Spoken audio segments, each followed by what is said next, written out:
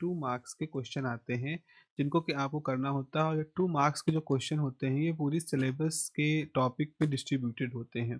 तो आपके पास इसमें डिफरेंशियल कैलकुलस से भी आता है, वेक्टर कैलकुलस से भी आता है, आपके पास मल्टीपल इंटीग्रेशन से भी आता है और जो शुरुआती यूनिट है मैट्रिक्स, उससे भी आपके पास यहाँ से क्वेश्चन आते हैं।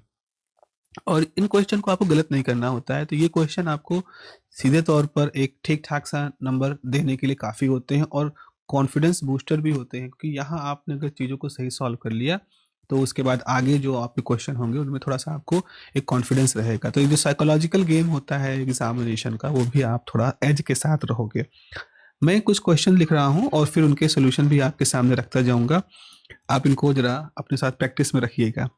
जैसे एक सवाल है, चलिए शुरुआत में हम सवाल करते हैं यूनिट नॉर्मल वेक्टर के साथ। बहुत बड़ा कन्फ्यूजन होता है कि यूनिट नॉर्मल वेक्टर कैसे निकाला जाए, क्या किया जाए। मान लीजिए हमारे पास कोई सरफेस, जैसे इसका लॉजिक अगर आप देखो, जैसे एक सरफेस है मान लीजिए आपके पास, और जो ये सरफेस है इस पे एक्स वाई कुछ वैल्यू होती होंगी, तो इस सरफेस को हम एक इक्वेशन के थ्रू लिख सकते हैं। हम इस सरफेस को एक फंक्शन के थ्रू, एक इक्वेशन के थ्रू लिख सकते हैं।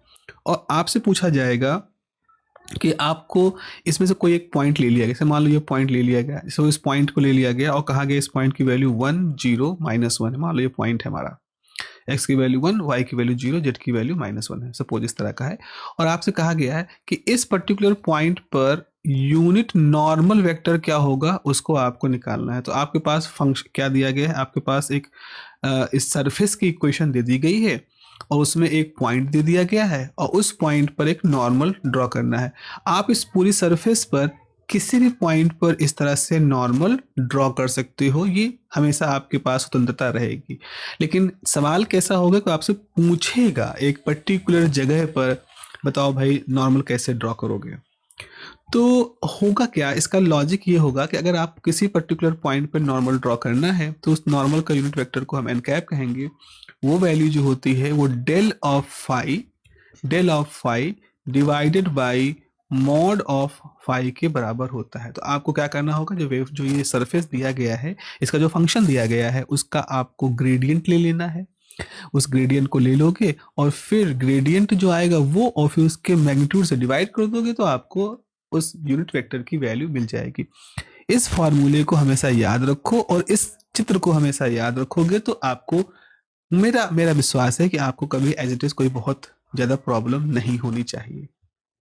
चलिए, मैं एक क्वेश्चन यहाँ पर लिख रहा हूँ। क्वेश्चन नंबर 1 जो है वो आपके सामने कुछ इस तरह से है कि फाइंड करिए, find the unit normal, find the unit normal vector to the surface, unit normal vector to the surface.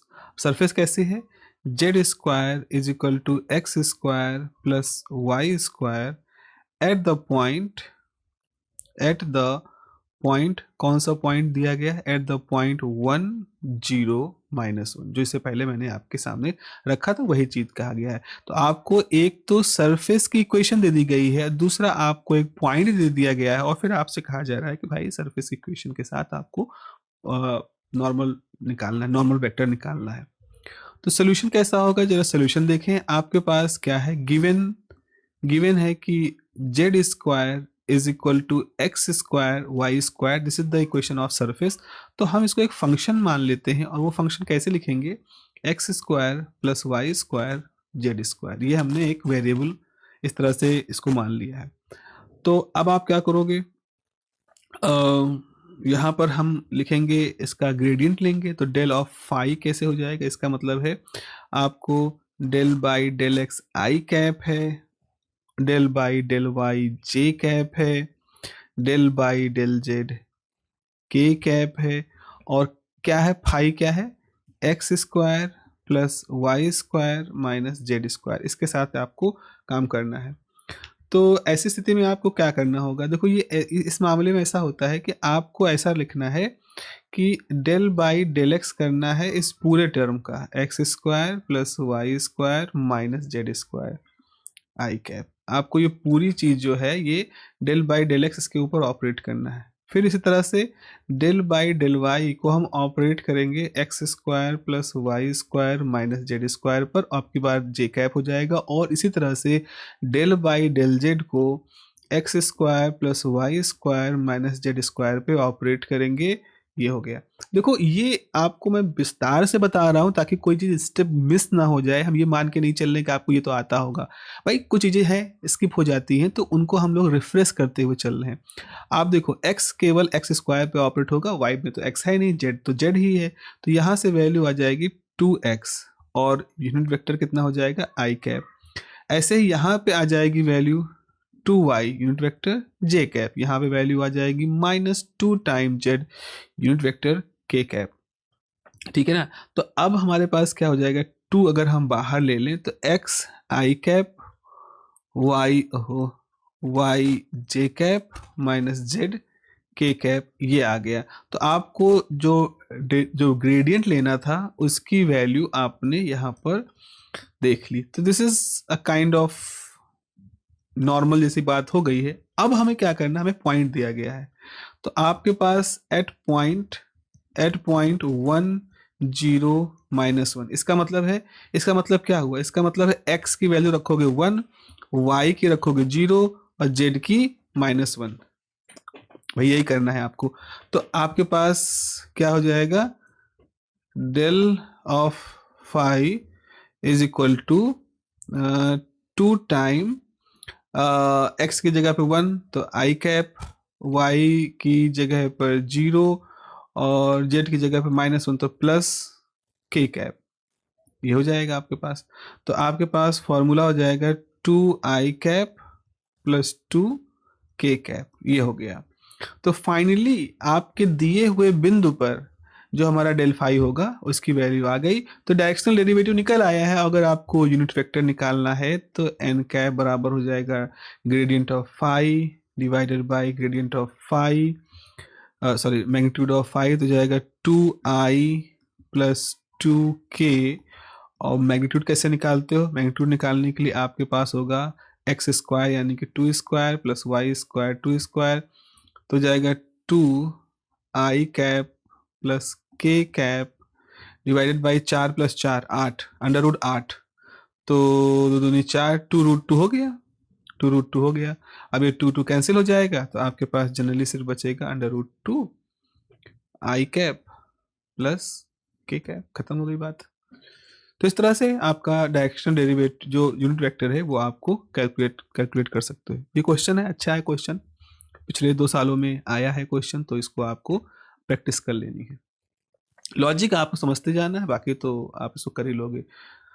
एक और क्वेश्चन है कि हमारे पास क्या है गिवन, ये हमारा क्वेश्चन जो है ये 19-20 का है, कोरोना टाइम का क्वेश्चन है ये, उसमें के जो पेपर आए उससे क्वेश्चन है कि एक सरफेस है, उसकी वैल्यू दी गई है phi is equal to y z x square plus y z, और आपको ग्रेडियंट निकालना है। तो आपको निकालना है, कैलकुलेट निकालना है ग्रेडियंट ऑफ द फाई, और पॉइंट भी दिया गया है gradient of the phi at point कौन सा है 2 1 3। सिंपल सा क्वेश्चन है और सिंपल तरीके से करना है, गड़बड़ी होती है डिफरेंशिएशन करने में। तो आपके पास क्या लिखा है, del by del x of i cap, del by del Y of j cap, del by del Z of k cap, और फाई कितना है x square plus y z. तो यहाँ से अगर आप करोगे, मैं फिर से इसको एक्सपैंड करके कर रहा हूँ, कुछ भी स्किप नहीं कर रहा हूँ ताकि कहीं से कुछ भी चूकने के आधार ना बने रहें। वाई जेड के कैप, अच्छा अब देखो क्या आ जाएगा, यहाँ से जाएगा 2x आई कैप, यहाँ y होगा तो सिर्फ बचेगा z जे कैप, जो कि ये तो 0 दे देगा, यहाँ से y डिफ्रेंशिएट हो गया तो z बचेगा, और यहाँ से क्या होगा z यहाँ से जाएगा, इसका 0 हो जाएगा, क्योंकि एक्स स्क्वायर का z के साथ डिफ्रेंशिएशन तो 0 हो जाएगा, एक्स स्क्वायर तो z नहीं है ना, तो कांस्टेंट हो गया उसके रिस्पेक्ट में, तो ये हो जाएगा y के कैप। अब आपके पास ग्रेडियंट ऑफ फाई तो निकल आया, लेकिन एक पॉइंट दिया गया, पॉइंट क्या है एट पॉइंट 2 213। तो आपके पास gradient of phi at point 213 कैसे निकलेगा? आपको x की वैल्यू 2 रखनी है, तो 2 2 4, 4 i कैप, z है 3 j कैप, k कैप। तो इस तरह से आपकी जो आंसर है 4 i cap plus 3 j cap plus k cap is the answer. ये क्वेश्चन 2 नंबर का है और बहुत ही आसानी से आप ये 2 नंबर पा सकते हैं।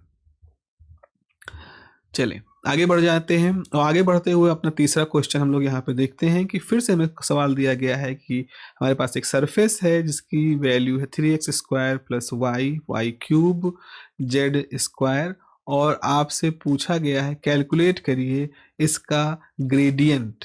इसका आपको ग्रेडियंट कई बार लैंग्वेज में देते हैं, कैलकुलेट करिए ग्रेड फाई एट पॉइंट क्या है, एट पॉइंट 20 -2। इस पे आपको कैलकुलेट करना है।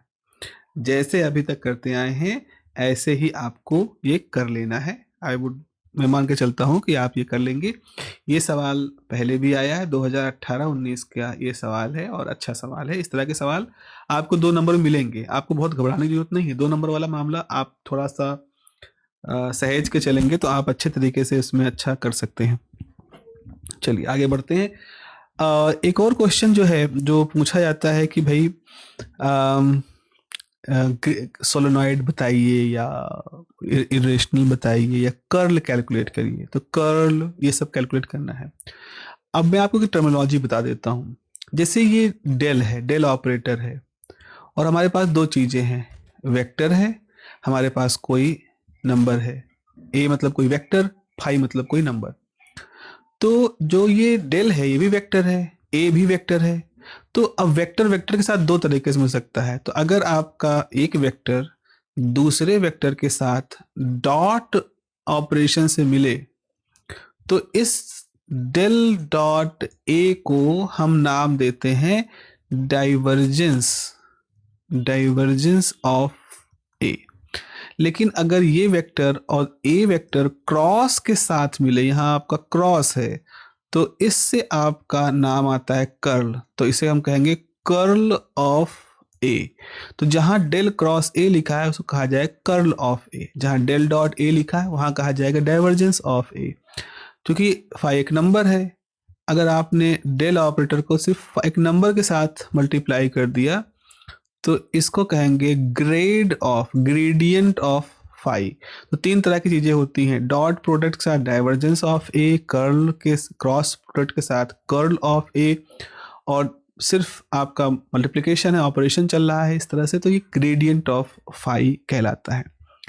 सवाल एक हमारे सामने है यहाँ पर। सवाल कुछ इस तरह से है कि आपसे कहा गया है कैलकुलेट करिए, आपसे कहा गया है find the curl, find the curl of vector f, और f कैसे लिखा गया है, x y i cap plus Y square j cap plus x z के कैप, एक पॉइंट भी दिया गया है -2 4 1।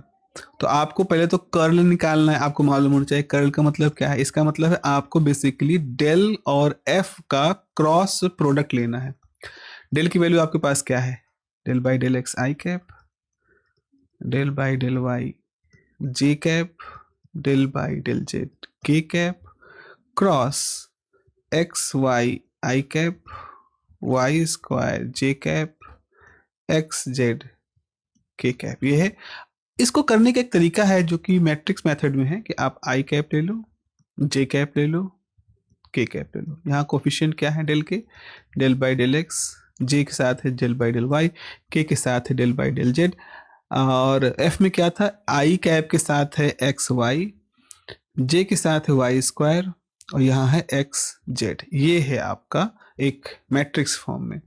अब कैसे करते हैं इसको, मुझे उम्मीद है कि आपको ये मालूम होगा। आप पहले क्या करोगे, आई लोगे तो ये पूरा रो आपका, ये पूरा रो लॉक हो जाएगा और आपको इन दोनों का क्रॉस प्रोडक्ट लेना होगा। यानी कि आपके लिए फॉर्मूला ये हो जाएगा कि I cap is basically del by del Y of X Z और minus del by del Z of Y square, cross product ऐसा हो गया आपके साथ।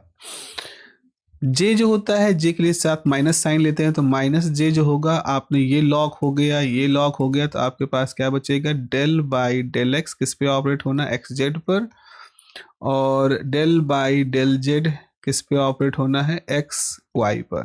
तो ये हो गया। के कैप के साथ क्या होगा प्यारो, के कैप के साथ होगा कि आपका del by del x y पे अप्लाई होना है, वाई स्क्वायर पर, और ये हो जाएगा minus del by del y x y पे ऑपरेट हो जाएगा। चला देखिए यहाँ का आंसर क्या निकल के आने वाला है। क्योंकि ये एक्स जेड है, वाई से ऑपरेट होगा, तो कुछ नहीं, जीरो हो जाएगा, तो पहला टर्म जीरो हो गया। यहाँ जेड के साथ डिफ्रेंशिएशन है, यहाँ वाई है, तो ये भी आपका जीरो हो गया, मामला खत्म। जे के साथ आए, यहाँ देखिए ये एक्स स्क्वायर है, एक्स के साथ डिफ्रेंशिएशन है, तो 2x हो जाएगा। उसके बाद यहाँ जेड के साथ डिफ्रेंशिएशन है, यहाँ एक्स वाई है, तो ये जीरो रह जाएगा। के में क्या मामला है, एक्स के साथ है तो ये जीरो रह जाएगा, वाई के साथ है तो एक्स आ जाएगा। तो फॉर्मूले आपके पास क्या आ जाएंगे, माइनस 2x जे कैप माइनस एक्स के कैप, ये वैल्यू आ गई माइनस 2x, कहीं गड़बड़ तो नहीं होगी, -2x एक्स, अरे सॉरी सॉरी सॉरी, यहाँ गड़बड़ हो गया ना, इसको x से डिफरेंशिएट करो तो जेड आएगा, सॉरी जेड होगा, ये Z, this is the correction, Z हो गया, ये जेड हो गया। तो 2z जे कैप और 2x, लेट मी जस्ट, कहीं कुछ गड़बड़, एक्स स्क्वायर तो था नहीं कहीं पे मेरे पास, है ना, एक्स जेड था, जेड था, एक्स जेड है, तो ओहो ओहो गड़बड़ी क्या होगा, हमने इसको स्क्वायर मान लिया, अरे भाई ये 2 नहीं होगा, सिर्फ जेड होगा, तो गड़बड़ी हो गई, खुद ही के लिखा हुआ थोड़ा सा गड़बड़ हो गया। तो इसको ऐसे मान सकते हो, ये हम चला यहाँ काट दे रहे हैं इसको, ये आ जाएगा 0 माइनस जे, और यहाँ बचेगा जेड, और यहाँ होगा एक्स, यहाँ होगा के, तो जाएगा minus Z J cap minus x के कैप, ये हो गया। और पॉइंट क्या है, पॉइंट हमारे पास प्यारो है -241, तो यानी कि आपको z की वैल्यू रखनी है 1 और x की वैल्यू रखनी है -2, तो जाएगा 2k। तो आपके पास कर्ल ऑफ f कितना आया, -j plus 2k, straight forward answer. Little bit problem जैसा कि हो सकती है, वो मैंने यहाँ देख ली, हो भी गई थी, खुद ही X square X into Z था, हमने एक्स स्क्वायर मान लिया और फिर वो सारा मामला गड़बड़ हो गया था। तो थोड़ा सा हम लोग इस बात को, आप सभी लोग ध्यान रखें, इट्स ह्यूमन मिस्टेक, और ऐसी मिस्टेकें हम अपनी स्टूडेंट लाइफ में करते हैं, आप लोग भी करते हैं। चले, और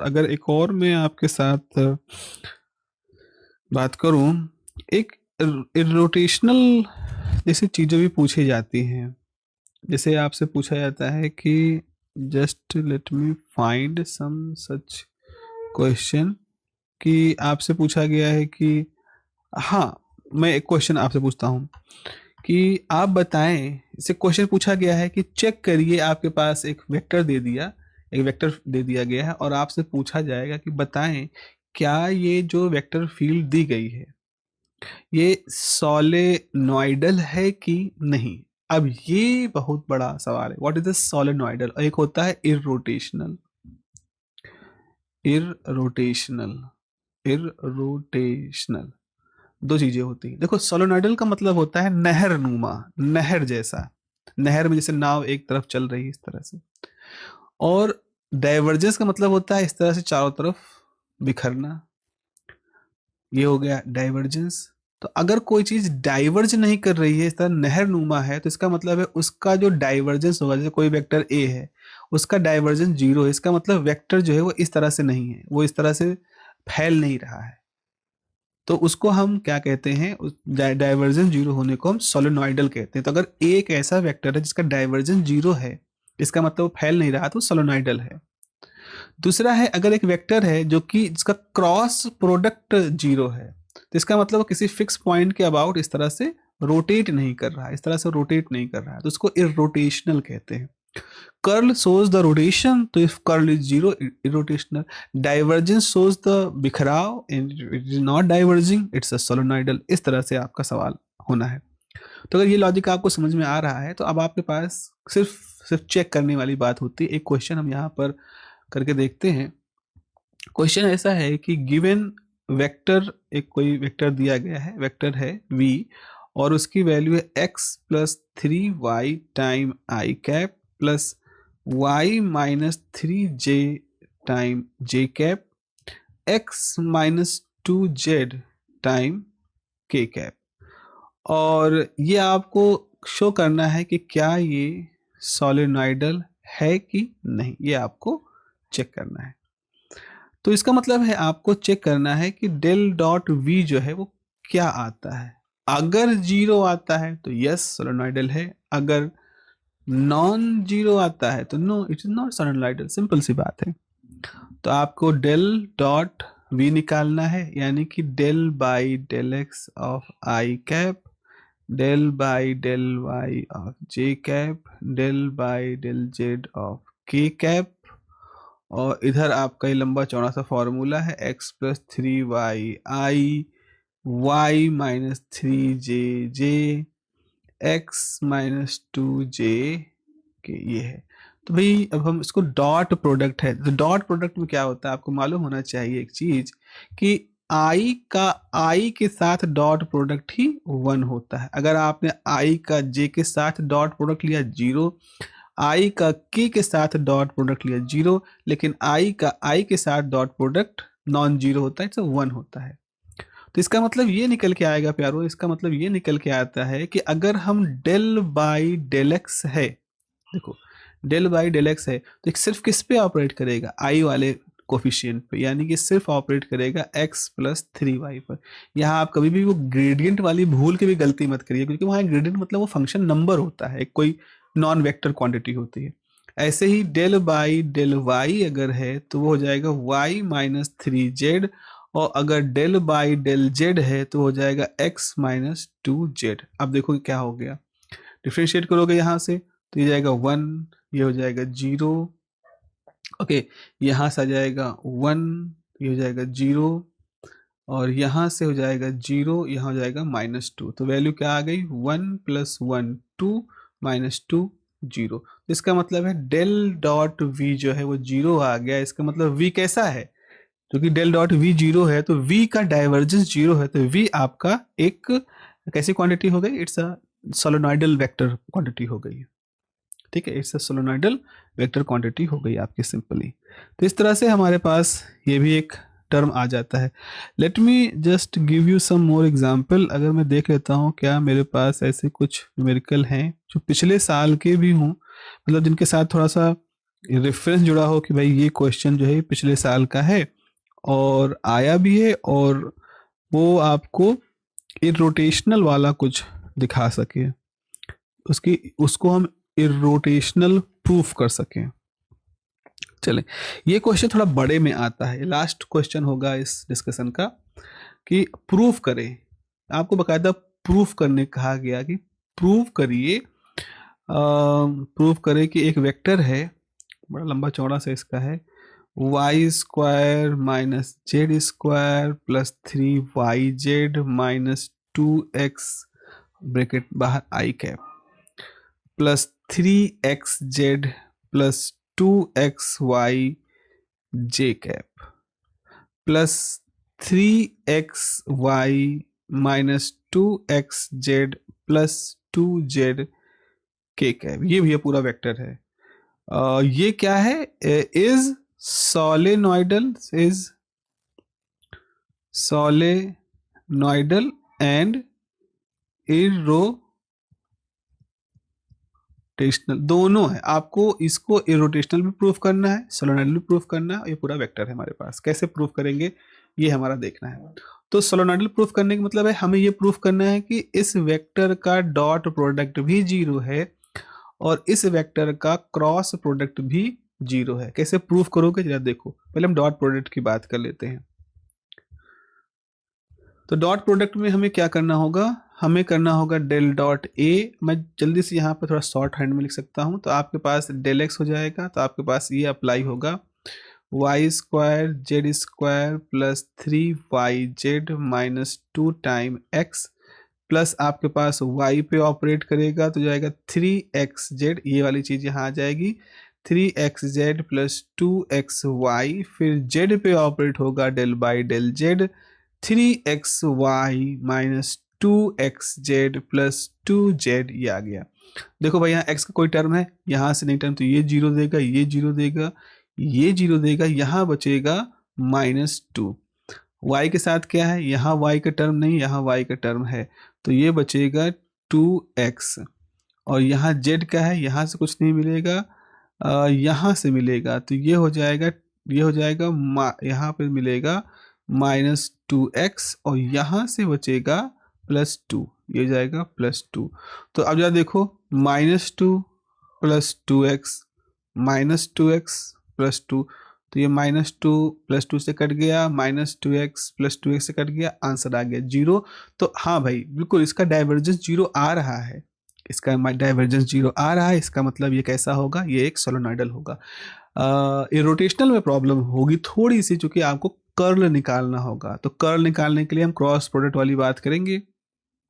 i j k क्या होगा फॉर्मूला, इसका हो जाएगा del by del x, del by del y, del by del z. पहला टर्म क्या है, y minus Z square plus 3yz minus 2x, ये हो जाता था, ठीक है। यहाँ पर क्या होता था, 3xz प्लस 2xy, ये हो गया। यहाँ पर क्या हो जाएगा, 3xy minus 2xz plus 2z, ये हो गया, ये है। अब हमको इसे सॉल्व करना है, देखना भाई बड़ा लंबा चौड़ा सा मामला है, करके देखते हैं बिना गलती होने की। अब देखो यहाँ हो जाएगा डेल बाई डेल वाई, ये इस पे ऑपरेट होगा, तो 3xy minus 2xz plus 2z, minus इस पे ऑपरेट होगा del by del z 3xz plus 2xy, ये हो गया। अगली लाइन लिख लेते हैं, इसको ब्रैकेट को कर दे क्लोज, तो माइनस जे कैप में क्या होगा, अब x इस पे ऑपरेट होगा, तो del by del x operate होगा 3xy minus 2xz plus 2z, ठीक है। और ये इस पे अप्लाई होगा डेल बाई डेल जेड, तो जाएगा y square plus minus Z square plus 3yz minus 2x, ये हो गया। फिर के कैप, तो के कैप क्या होगा, के कैप पे कौन अप्लाई करेगा, del by del x of 3xz plus 2xy minus del by del y y square minus Z square plus 3yz minus 2x, this is thing.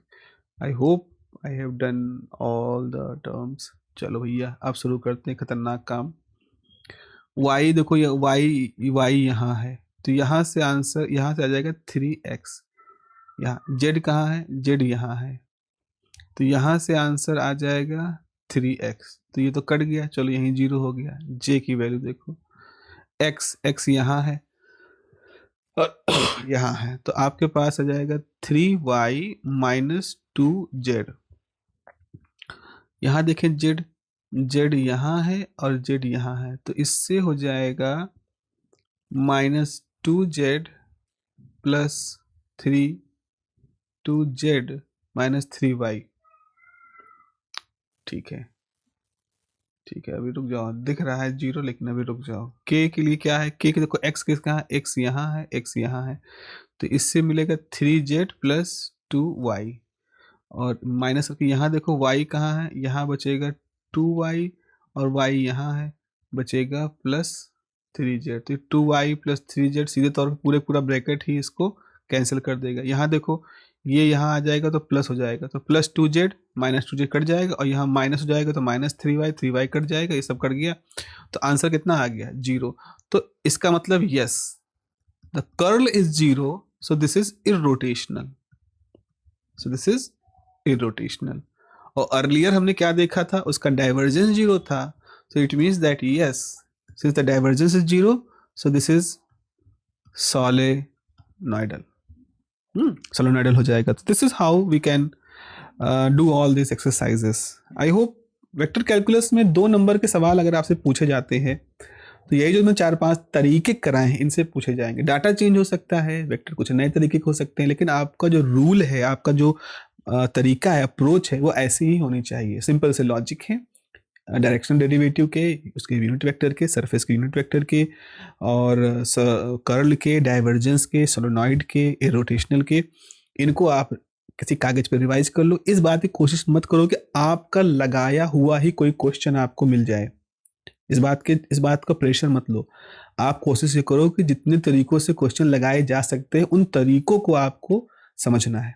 ठीक है, चलिए फिर आने वाले समय में हम कोशिश करेंगे कि और भी जो चैप्टर है मैथमेटिक्स के और फिजिक्स के, इसमें जो 2 नंबर वाले पोर्शन है, 2 नंबर वाले जो सवाल पूछे जाते हैं, उनको हम लोग थोड़ा सा टैकल करें, और ताकि आपका थोड़ा सा वो शुरुआती हिस्सा और अच्छे से तैयार हो जाए।